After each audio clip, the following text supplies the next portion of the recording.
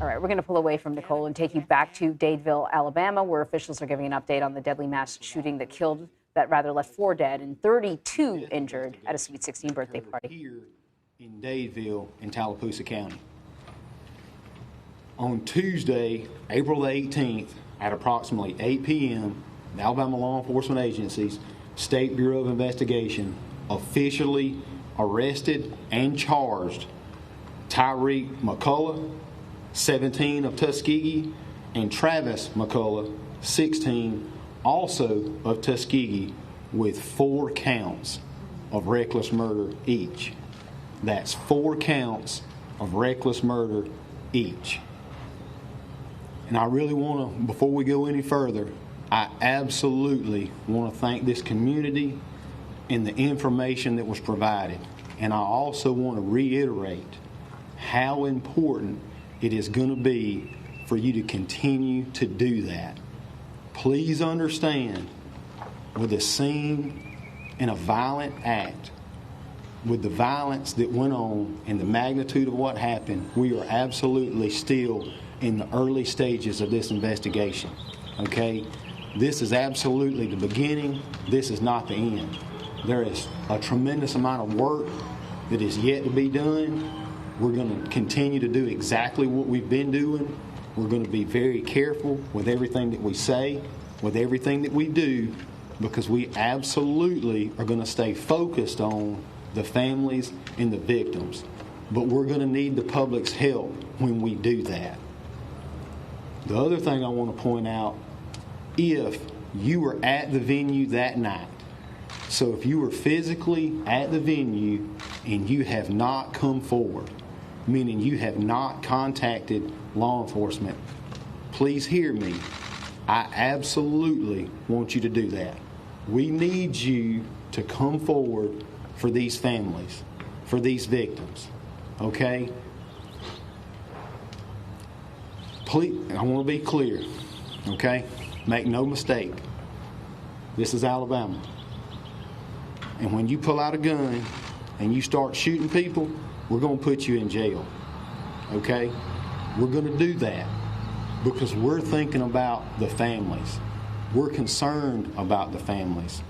We were in the beginning, and we will be through the remainder of this investigation, because somebody's got to start thinking about mama. Because I know I'm tired of it, and everybody behind me's tired of it. We're tired of going to the mothers and having to tell them that these kids are not coming home. So that's what we're going to be concerned about. We're not concerned about the headlines. We're not. We're worried about mama, okay? So that's going to be our focus, and we're going to stay laser focused on this investigation throughout the duration. But again, it's going to take personal courage. It's going to take personal courage of the individuals that were there that night to come forward, come talk to law enforcement, tell the truth. We need that information, okay?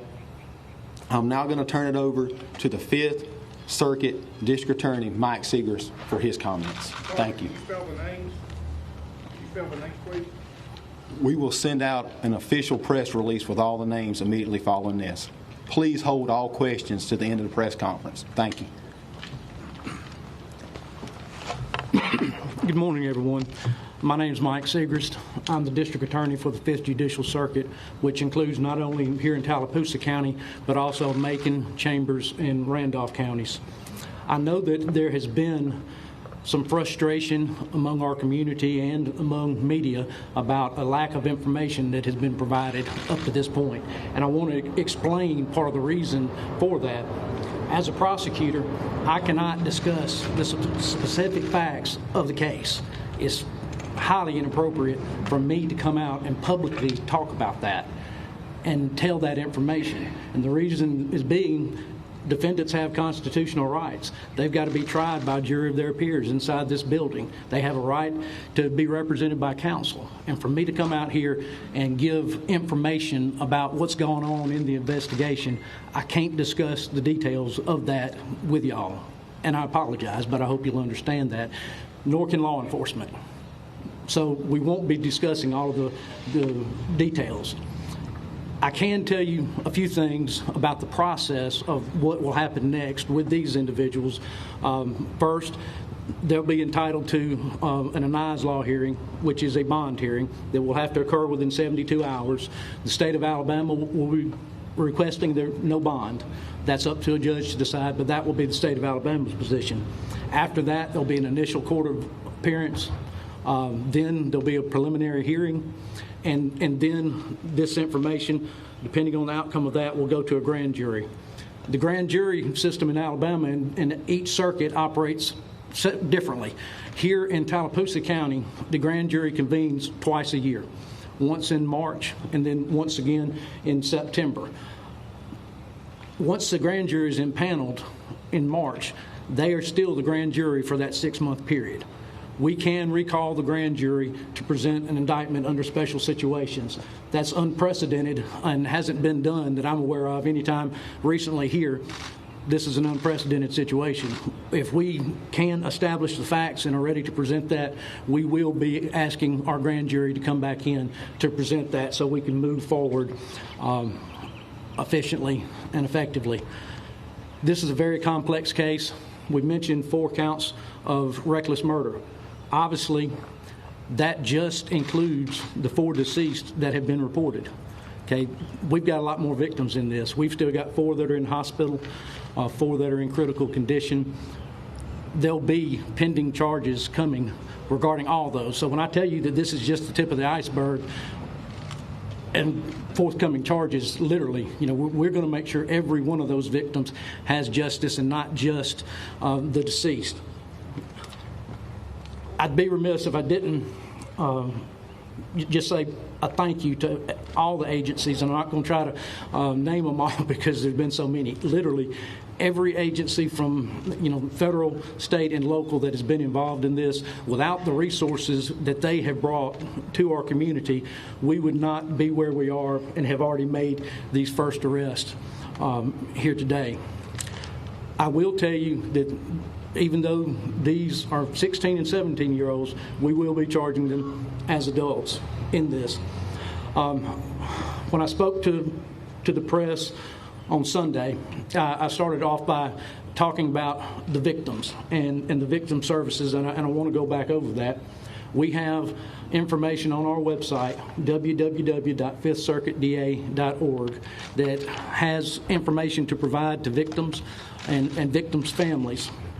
And we've got victim services from the FBI, victim services from the Attorney General's office, victim service from the Office of Prosecutorial Services, as well as our office. They're all working to provide the needs to the victims.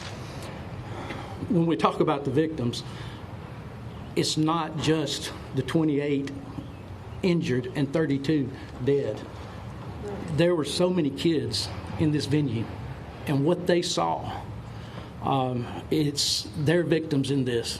Their families are victims of this, and the ripple effect of this, it's kind of like a wave rolling across Lake Martin, but that ripple didn't stop when it hit the banks. There are other communities involved. There were kids from Reeltown here. One of the ones in critical condition had gone to the prom that night in Reeltown. There's kids from Tallahassee, kids from Booker T. W., kids from Alexander City. We haven't even identified possibly, where all some of these kids came from. And it's a traumatic thing for them. And they need help. Our services are available for them as well. And talking about the victims, I'll share something with you. And I'm going to try not to get emotional, and I'm not going to be taking any questions because I probably would. But one of the victims that wasn't injured is Lexi Dadeville. It's Lexi's 16th birthday party, Sweet 16. There's an uncut cake and unburnt 16 candles that never got lit. Lexi's brother is one of the victims. On her 16th birthday party, she knelt by her brother as he took his last breath. That's what we're dealing with here. Those are what these victims went through. The message that I want to send is I know some of these victims personally. Some of these kids are kids of friends of mine, people that I went to school with, people that I played ball with and against, in the community back in high school. And these are my kids. These are our kids. Don't mess with our kids. Do not mess with our kids. Thank you.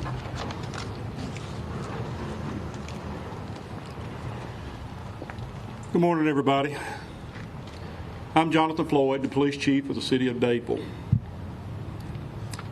I want to echo what has already been said concerning our victims. Our victims who were physically injured, our victims who were there, and even though they may not have received physical injuries, they have emotional scars and injuries. They will carry them for the rest of their life. To our families, we love you. The Dadeville Police Department is going to do everything we can to make sure that we have a successful prosecution for you. One of the decisions I made very early on was to get our state and federal partners involved.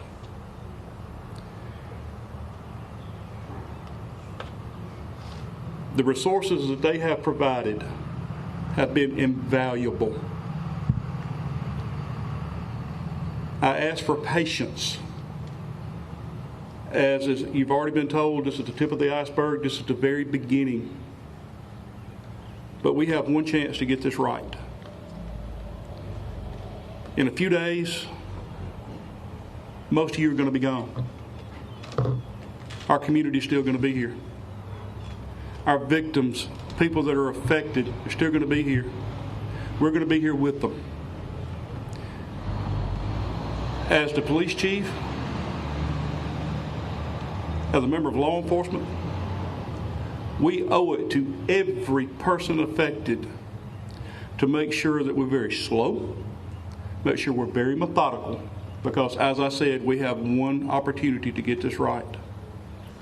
Because this case is not just about making an arrest. That is not the finish line. If we hurry, if we're careless, and we do make an arrest, but it does not result in conviction, it does not result in ultimate justice for our victims, we have failed our victims. So I ask each of you to please be patient, please be understanding. To our victims who may not be Dadevillians, but were here that night, got news for you. Now you're an honorary Dadevillian, whether you want it or not, because we love you, and you're a part of our city, and you're a part of our family.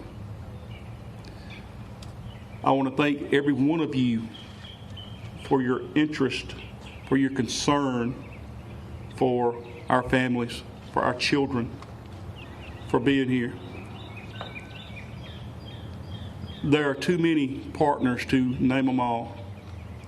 But I'm telling you, Sheriff Jimmy Abbott, Tallapoosa County Sheriff's Department, he's been a tremendous asset.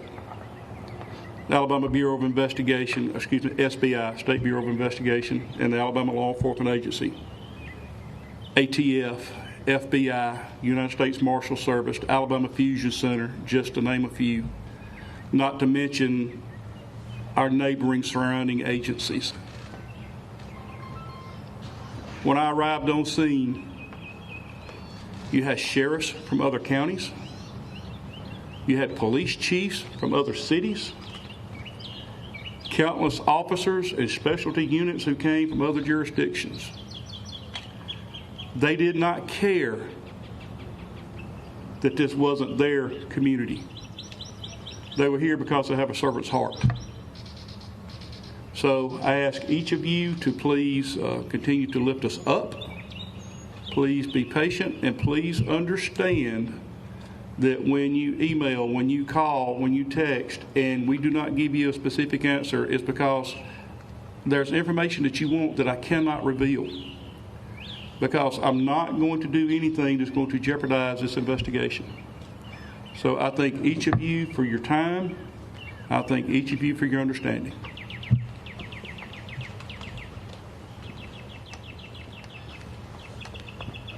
Thank you, Chief. Thank you, Mike. Again, we're going to get ready to close the press conference, and just what they said. This is about the victims. This is about the families. This is about this community, and it's ultimately about justice. And that's what we're here as law enforcement officers. We have a duty and a responsibility, and that's what we're going to do. That's what we're going to follow. Thanks again for just the cooperation. The partnership has truly been amazing, and we do. We thank the media. We thank y'all. We know y'all have a job to do, and we absolutely respect that. We just ask that you respect and honor the job that we have to do. All right? I am going to attempt, and I really want to qualify this, I'm going to attempt to take questions, meaning if you raise your hand, I will call on you. I'm not going to take a lot of questions. I will call on you. If you start shouting, then I'm going to end the press conference, okay? All right, go ahead. What is the definition of reckless murder as opposed to other types of murder? Okay, we'll send that. That's a very technical question. We can't answer that. We'll send that out in a press release. There are different classifications of murder. That is a good question. We can't get that answered. We'll send that out. Well, I will communicate that out. Can you share any details about a potential motive or why the shooting happened? No, ma'am. We can't get into a motive right now. Absolutely, because that would be part of an ongoing investigation. We can't share that. Sir. All right, so you've been listening to this press conference in Alabama. There have been 2 arrests made in that Sweet 16 party shooting, Anne-Marie. Yeah, we've got 2 minors, a 16-year-old and a 17-year-old. They're facing 4 counts of reckless murder because 4 people were killed, but dozens were also injured. And you know, one of the things that they sort of really reinforced was making the arrest is one thing, but now they are looking to build a case. Yes. And so they still need to talk to witnesses. They need people to be brave enough to come forward. And we've talked about this, Vlad. It's a small town. There's probably a pretty big likelihood that the people at that party know the suspects in this case, right? The people who have been charged. And the charges, even though they are minors, you heard the sheriff there say that they will be charged as adults as far as this stage of the investigation is concerned. That may certainly change, but they're still active. This investigation is still active. As you say, Anne-Marie, they want more people to come forward, because you could hear, just as we were coming off of the press conference, the first question, of course, from a reporter was, well, what was the motive? Exactly. And we don't know. Yeah. We can only speculate as to why a 16 and a 17-year-old would choose to shoot at a Sweet 16 party in a very small community. I think there's less than 3,000 or about 3,000 It's around there. people that live in this town. So you're right, Anne-Marie. There will probably be people who know these individuals. I'm curious as to whether or not the police, my guess is they have spoken to the parents, but it'd be interesting to know their perspective on this as well. We're going to have much more on this. CBS News correspondent Mark Strassman will report on this for us at the top of the hour. For now, though, we'll take a quick break.